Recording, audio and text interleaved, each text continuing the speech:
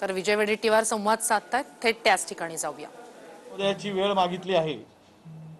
महाराष्ट्रातील तमाम ओबीसी नेत्यांनी वेळ मागितली आहे।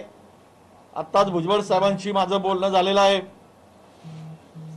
आणि यामध्ये आता ओबीसीचं राजकीय आरक्षण जर टिकवायचं असेल तर त्वरित निवृत्त न्यायाधीशाच्या अध्यक्षतेखाली समिती नेमून आयोगाचं गठन करून जनगणना करणं स्वतंत्र हाच त्यामागचा एकमेव उपाय आहे।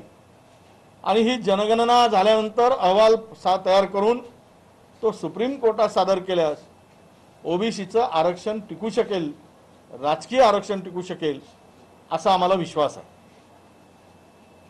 एकूणच महाराष्ट्रामध्ये या सगळ्या परिस्थितीमध्ये चिंतेचं आणि अनेकांमध्ये भीतीचंही वातावरण आहे आणि आक्रोशाचंही वातावरण आहे।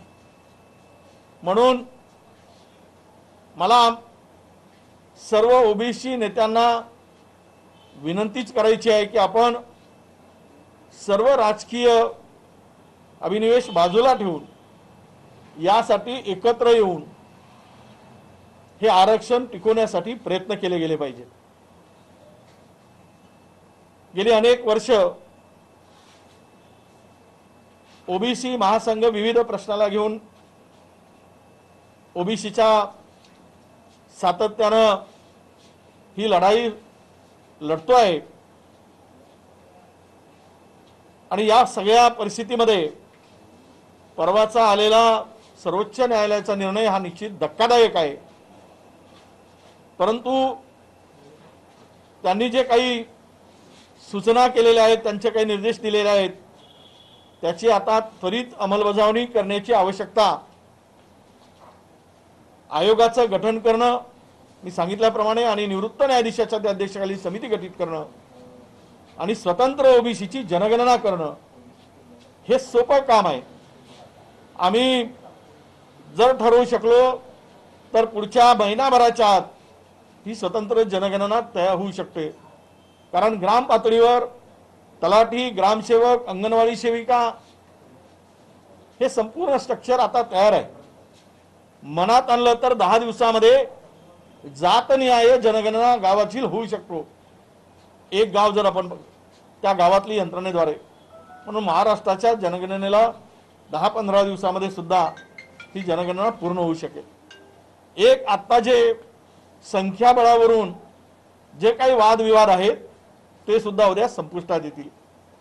त्यामध्ये कोणाची किती लोकसंख्या आहे आणि त्याप्रमाणे त्यांना किती त्यामध्ये हिस्सेदारी द्यायची किंवा शासकीय वाटा, आरक्षणाचा वाटा द्यायचा हे त्यामध्ये सिद्ध होणार आहे आणि सरकारला सुद्धा काम करताना अगदी सोपं होईल असं आमचं मत आहे। म्हणून त्वरित खरं तर ही जनगणना यासाठी की राज्य सरकारचं तर अधिकार राज्य सरकारने करावी, परंतु माझी केंद्र सरकारला सुद्धा विनंती आहे। कारण सुप्रीम कोर्टाने हा निर्णय दिल्यामुळे हे सर्व देशाला आता लागू झालेला आहे, सर्व देशातील ओबीसीना हे लागू झालेला आहे। परंतु तेलंगणा सरकारने काही निर्णय घेतले त्या संदर्भात बबनभाऊ बोलणार आहेत। त्या धर्तीवर महाराष्ट्रात लागू करावं अशी काही राज्य केंद्र आपल्या तेलंगणा सरकारने भूमिका आहे, पण ते कितपत टिकेल त्यापेक्षा केंद्र सरकारनेच आता ओबीसीच्या अस्तित्वाचा प्रश्न निर्माण झाल्यामुळे, राजकीय अस्तित्वाचा प्रश्न निर्माण झाल्यामुळे घटनेमध्ये अमेंडमेंटची आवश्यकता आता निर्माण झाली आहे।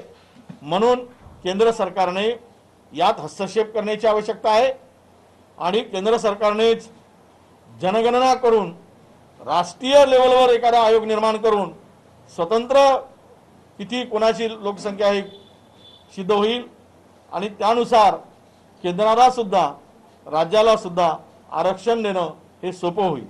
कारण 102व्या घटना दुरुस्तीनंतर आरक्षण देण्याचा अधिकार म्हणजे शासकीय आरक्षण, राजकीय नाही, तो अधिकार सुद्धा राज्याचा हिरावला गेलेला आहे। तर